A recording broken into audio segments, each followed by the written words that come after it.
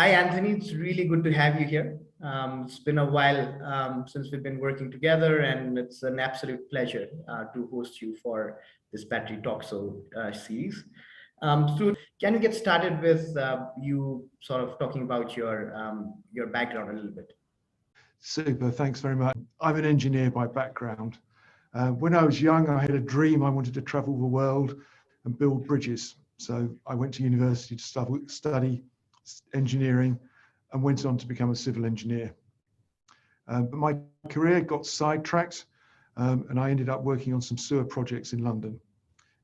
I changed careers again and moved into the electricity industry. I soon began working on a research project with flow batteries. Actually, things always come around in circles. So really my work with batteries is a little bit about building electrical bridges.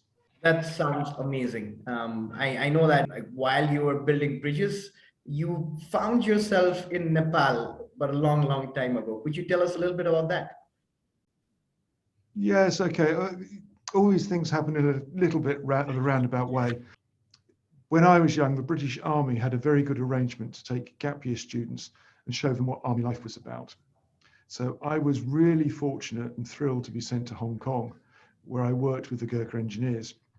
I met some great people from Nepal and learnt enough Nepali to be able to speak it really badly. I'm really sorry about that. Yeah, Um, that's not.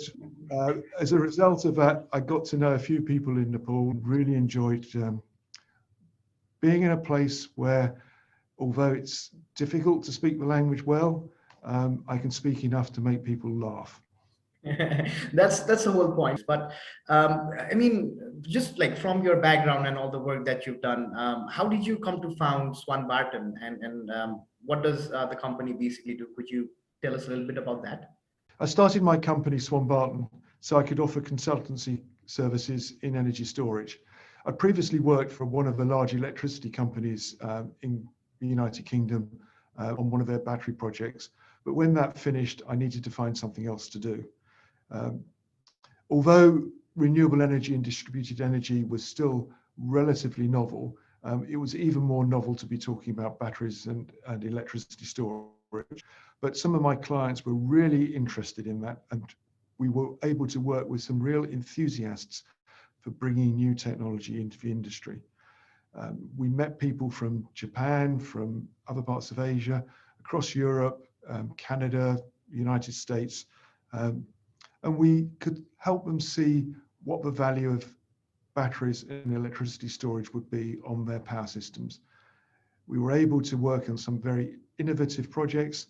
Initially, they were just small demonstrations, but these were enough to show governments, power companies, the press and media, just what a difference energy storage could make and how batteries would be useful. And our companies kept going, concentrating on energy storage ever since. That's yeah, that was a great answer. Just to add to that further, right? So like a company based in the UK and doing like great work with large electric utilities all over the world. How did you come to start working with Gham Power and in the project in Nepal? Well, it goes back through a couple of routes. So as well as being a small consultancy company, just really dealing with giving people advice, telling them what good engineers we were, we also had a small R&D team in-house. We worked out ourselves that if you wanted to use a battery efficiently and economically, you needed to have a way of making the battery work within the electricity market. So what we did was to develop some clever boxes which could turn batteries on and off and could also allow the batteries to talk to each other and talk to the other equipment on the power network. It was about 3 years ago that we started work on a joint project with another British company, a company in Rwanda, and Gham Power. And we were all looking at how batteries can make a difference in local electricity projects. And as a result of that, we got on a plane, came out, saw Gham Power, and I think the rest is a bit of history, really, isn't it? Yeah. We just kept on going. We've both of us got a good mutual interest in seeing how we can use new technology to bring the advances and improvements that electricity has to offer to society in general.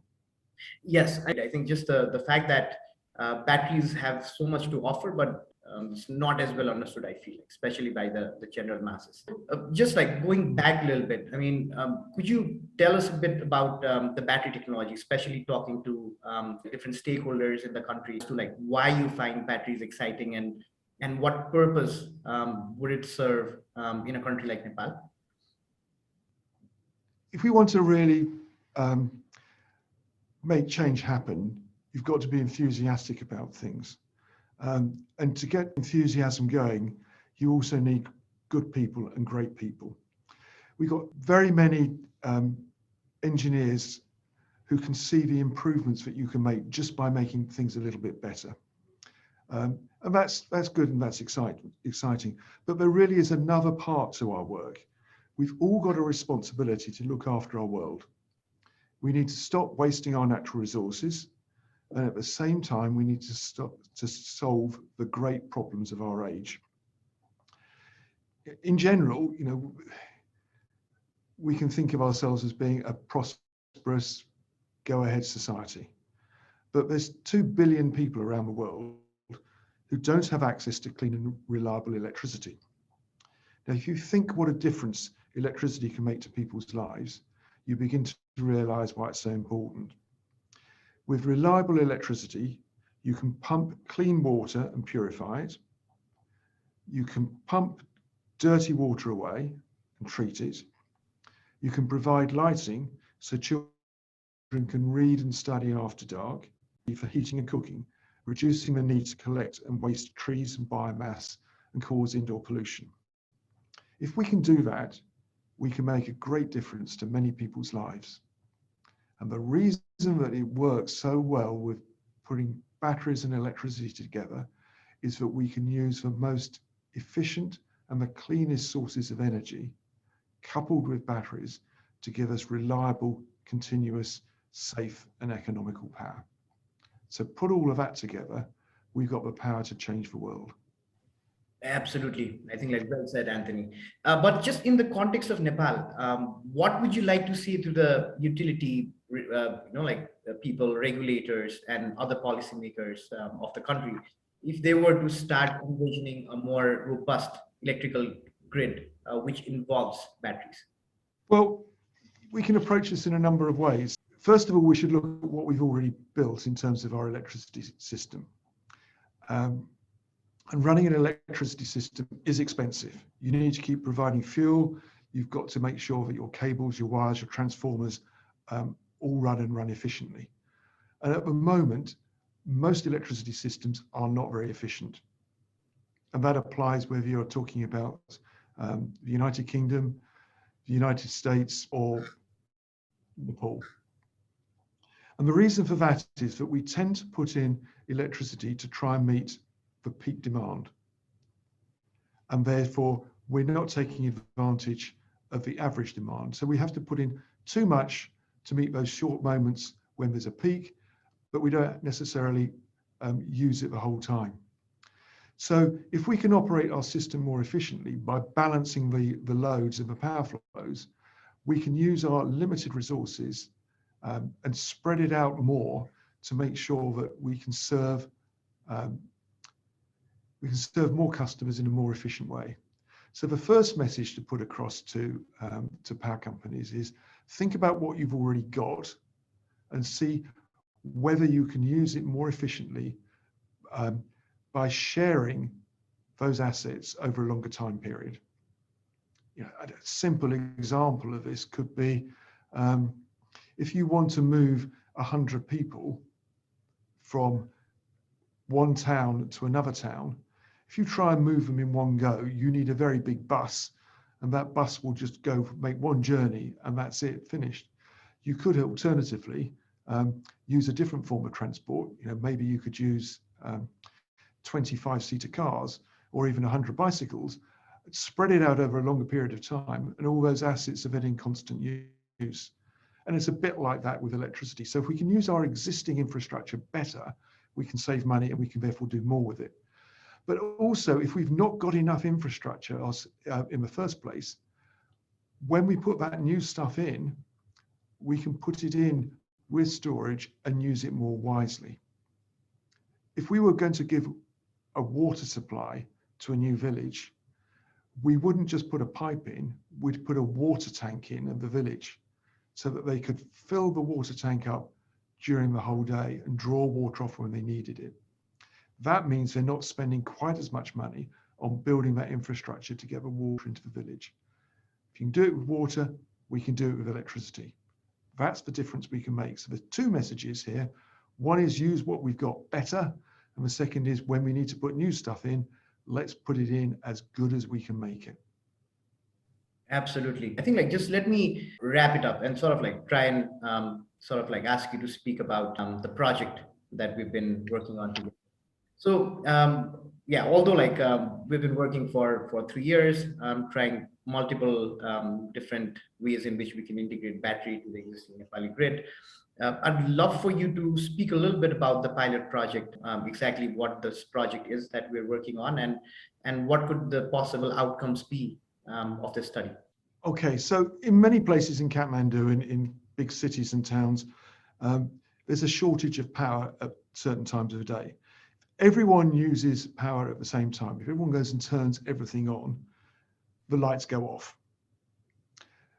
The NEA's got a difficult job. How can we build enough wires to make sure everyone gets enough power? Let's imagine that we can put in battery storage at the distribution points or even with our own individual customers. Let's imagine as well that we can put in local generation, probably going to be photovoltaics, alongside those batteries. So we've got three parts coming together. We've got local generation, we've got local storage, and we've got a local user of power. If we can balance all of that together in a clever way, we can give those people 24-hour reliable power. That means they can run their businesses, their factories, their offices in a sensible, coherent way without losing money, without worrying about the risk of the power going off. Because they have got reliable power, actually, they're providing a benefit to other users in Nepal because they're not drawing so much peak demand from the network at those critical moments. So they themselves benefit, and actually there's a societal benefit as well. So we're really beginning to make a big difference. So the project that we're looking at the moment is to try and find out how many cases like this there are, how big the market is. We've got a pretty good idea of that. We need to find out what we need to do in order to make this technology work. How big does a PV panel need to be? How big does the battery need to be? And what clever things do we need to do to turn that battery on and off at the right time to make sure our customers get what they want, which is reliable, low cost, secure power. So that's what we're doing at the moment. We're looking at lots of data that we've collected from customers. We're scratching our heads, taking out our pencils and our computer programs to try and work out what we need to do to put in our clever box. And then the next thing that we're going to need to do is to say to people, come and see. This is a demonstration which we've got. Come and have a look at it, see how it works, and see what a difference that can make to you. If we can do that together, it's going to be absolutely great.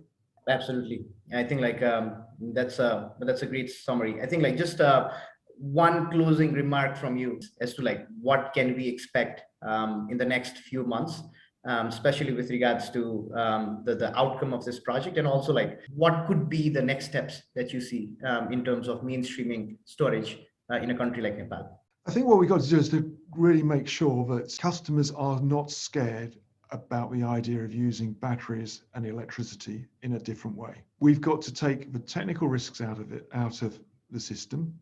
So we've got to come up with something which is robust, safe, secure, low cost, is very simple to understand, very simple to install, and is going to be reliable and gives you the benefits that you want. Yeah, I think our team at Calm Power is fully behind this project. We couldn't be more excited to partner with you and to work with you on this project. We're really grateful that the wonders of the internet have meant that we can talk to you, see you, and we've been in touch with you pretty much over the past 2 years through all of this, all of these bad times. It's made the bad times seem not quite so bad, knowing that you're there, and that we've been able to keep in touch. We wish you well for the future. Let's everyone keep healthy, and we'll see you just as soon as we can. Thank you so much for speaking to us and sharing your insights, Anthony. Yeah, we look forward to our collaboration well into the future.